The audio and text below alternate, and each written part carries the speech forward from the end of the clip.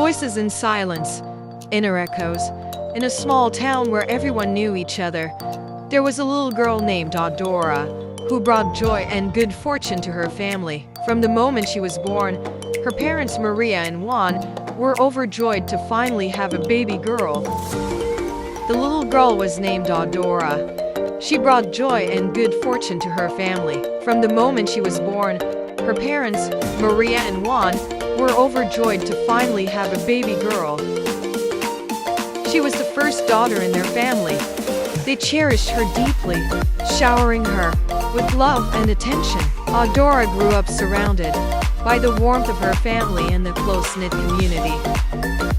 Adora grew up surrounded by the warmth of her family and the close-knit family.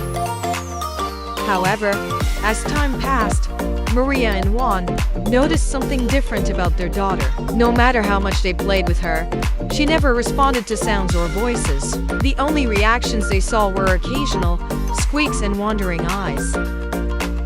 Concerned, they took Adora to the town's doctor, who gently informed them that their precious daughter was both deaf and mute. Despite the news, Maria and Juan's love for Adora never wavered. If anything, it grew stronger. They knew that, while their daughter might not experience the world in the same way as others, she would still have a beautiful and fulfilling life. They adapted to her needs, learning to communicate through gestures and finding joy in every moment they shared with her.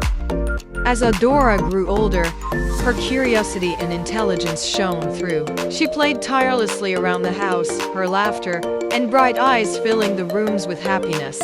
She may not have spoken, but her presence was a source of light and love for her family. One day, Juan decided to start a small neighborhood convenience store to provide for his family. The store sold everyday items like snacks, canned goods, rice, and toiletries. It was a humble beginning, but soon, it became a gathering place for neighbors. Maria and Juan placed a bench outside the store where people would sit, chat, and exchange stories. The small business flourished, and the family saved enough money to expand the store, turning it into a thriving hub for the community. The store became more than just a place to buy goods. It was the heart of the town, much like Adora was the heart of her family. As the store grew, Maria and Juan wanted to ensure Adora had the tools to communicate effectively. They decided to send her to the city to learn fingerspelling, a form of sign language where hand shapes represent each letter of the alphabet. They knew this would empower Adora, giving her the freedom to express herself in a new way. While Adora was away, Maria and Juan, along with their friends and relatives, began learning the basics of sign language. They wanted to be ready to communicate with Adora when she returned. It was challenging at first, but they practiced diligently, motivated by their love for their daughter. When Adora returned from the city, she was no longer the little girl who struggled to communicate.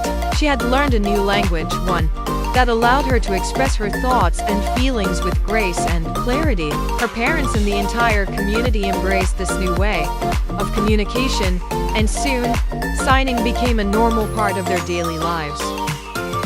Adora's newfound freedom brought even more joy to her life. She spent her days helping out in the store, her hands moving swiftly as she communicated with customers. People from all over the town would visit, not just to buy goods, but to see Adora's warm smile and feel the kindness she conveyed through her signs. She had a way of making everyone feel seen and heard, even without saying a word. As the years passed, the store continued to prosper, and Adora became an integral part of its success. Her parents often said that she was the soul of the store, bringing love and warmth into everything she touched. The town had come to see her not just as the girl who was different, but as someone who had taught them all a new way to connect with their hands and with their hearts. One day, as the sun set over the town, an elderly man entered the store. He was a stranger, unfamiliar to everyone, but there was something gentle in his demeanor. Approached Adora, who greeted him with her usual smile and swift hands. The man, with eyes that reflected a lifetime of stories, slowly raised his hands and began to sign. His movements were slow and deliberate, and though his hands trembled, his message was clear. "You are a gift to this world, Adora," he signed. "You speak the language of the heart." Tears welled up in Adora's eyes as she signed back, "Thank you." The man nodded, a tear escaping his own eye, and quietly left the store, leaving behind a sense of deep peace and understanding. That night, Adora went to bed with a heart full of gratitude and love. Her family gathered around her, sharing stories and laughter, appreciating the bonds they had formed. As she drifted into sleep, Adora felt content, knowing that her life had been rich with meaning and connection. However, as dawn broke and the first rays of sunlight peeked over the horizon, the family awoke to a heartbreaking reality. Adora had passed away in her sleep, leaving behind a profound sense of loss and a deep void in their hearts.